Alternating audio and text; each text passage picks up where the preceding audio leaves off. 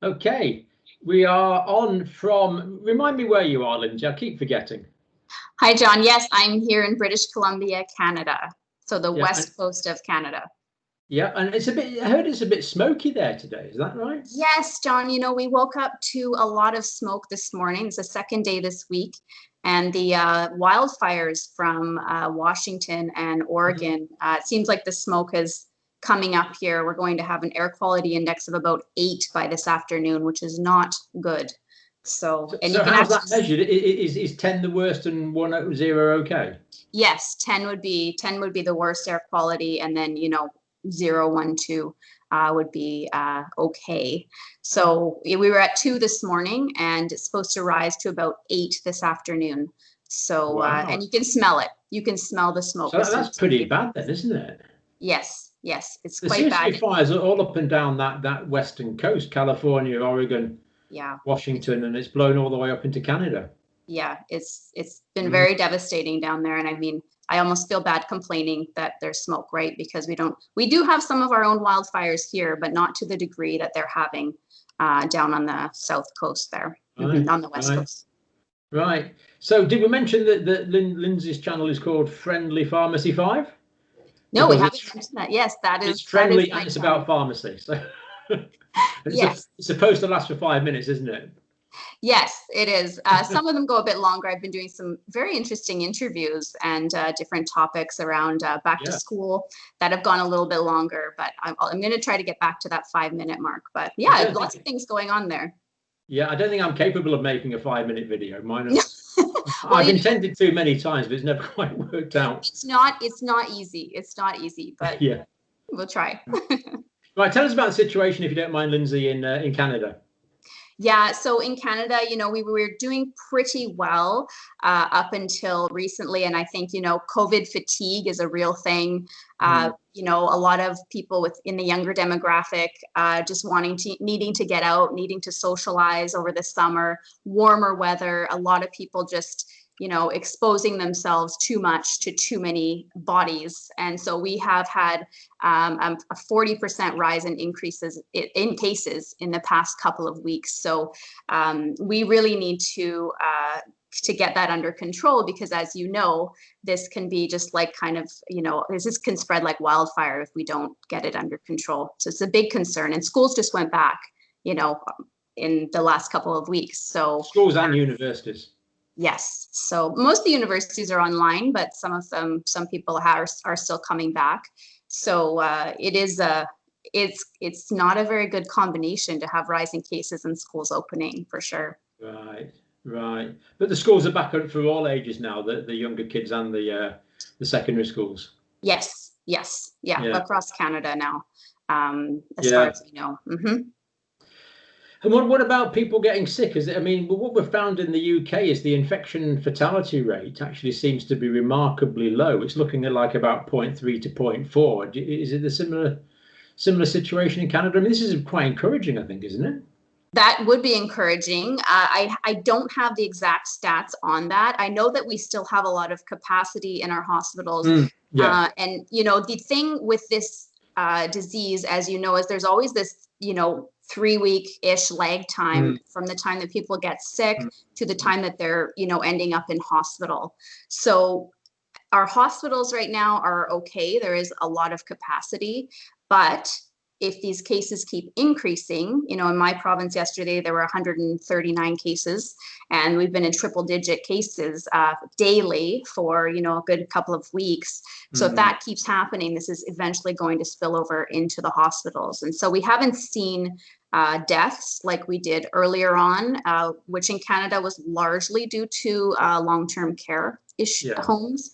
But we don't want to see that, right? So yes, it's encouraging if the fatality rate remains low. I'm hopeful, but also somewhat concerned, because we have not even started fall or winter yet. Right? No, that's right. So but at the moment, the hospitalizations are low all over the provinces, all over the country.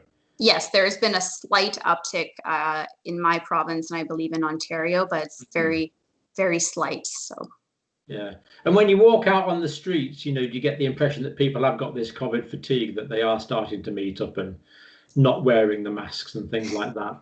I think that there is a little bit of that. I do see more people wearing masks in the region that I'm in. However, I have heard of other areas where that's not the case. So I think COVID fatigue is a real thing. It's a concern. I'm hoping that as we head into fall, people are thinking more about schools. We want to keep the economy open. And so wearing a mask is something that people can do. Actually, I think in Quebec yesterday, so the province of Quebec, they're actually starting to issue fines for people who are refusing to wear a mask in public places. And the fines were, I think, anywhere from $400 up to $2,000, might even be higher. So it's very significant, isn't it? Yeah, and that kind of seems to be the route that Canada's going is we're starting to see fines is issued for not following the guidelines. And I think that's maybe one way that they're trying to keep the economy open. No one wants to go back into the kind of lockdown we were in, right? So they're starting to issue fines and see if that is an effective way of trying to curb this type of behavior. I don't think we're going to see these national lockdowns that we've seen before. I don't think that's going to happen I can't see any country that's going to happen now. It's just not basically going to be accepted, I don't think.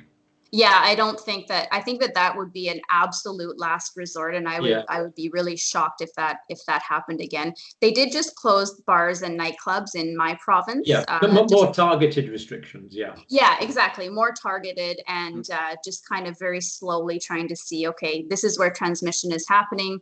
We're going to shut this down and see how that goes. So I don't anticipate a huge economic lockdown like we had because it's too complicated to try to do something like that again.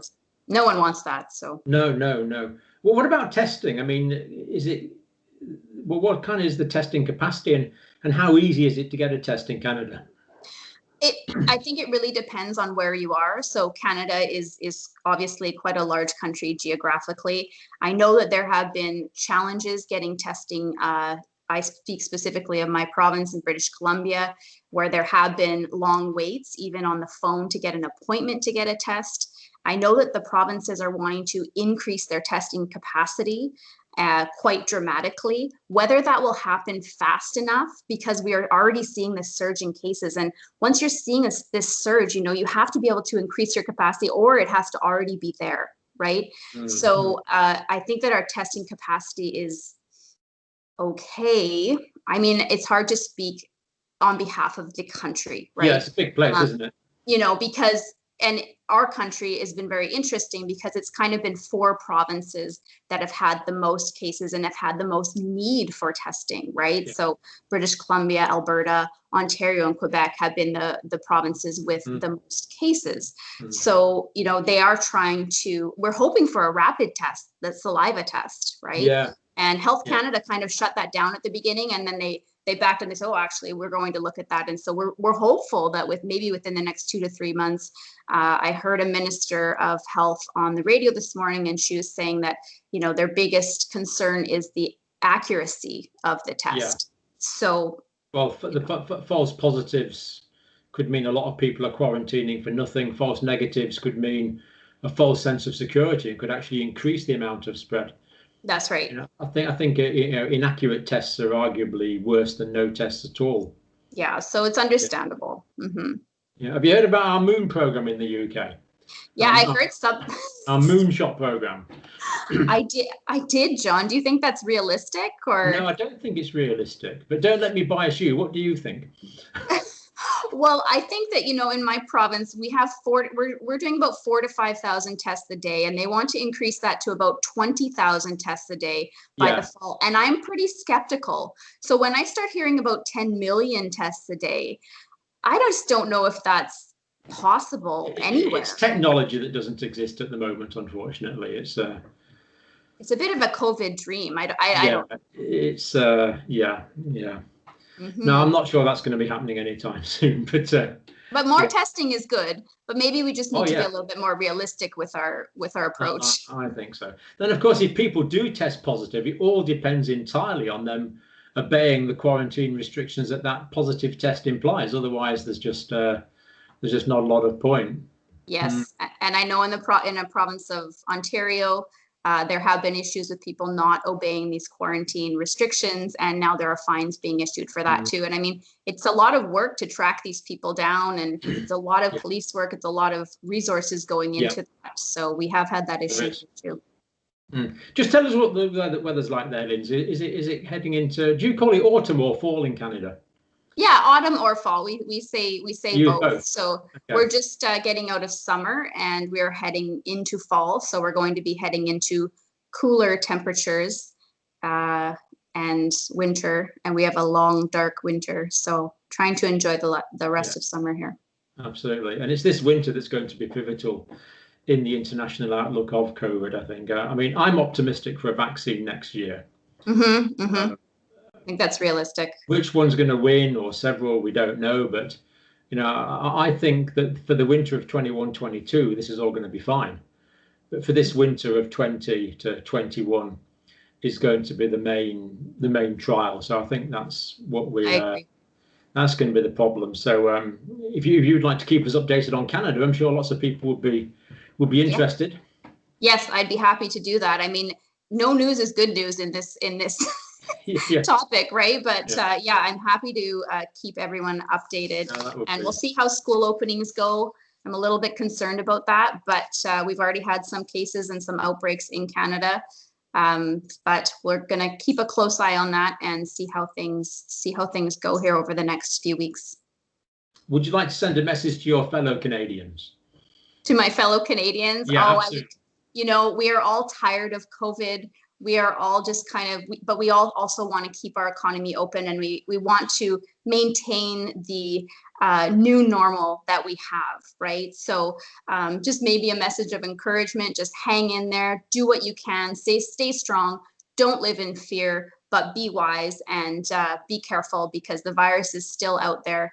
And, you know, as long as we can do everything that we know to do, physical distance, wear a mask, wash your hands, don't touch your face, and try to keep your social circles down to a minimum, then maybe we can curb this increase in cases and keep our economy open and kind of have a better winter than we might have anticipated. And I think that advice applies to any viewers in the UK as well. So thanks for that, Lindsay. Appreciate that. And we will hope to come back, and if you keep us updated on Canada, that'll be very interesting to get the feel on the ground is indispensable, I think. So thank you for that. Happy to do it. Thanks so much, John. Okay, thanks. Appreciate your time. Yeah.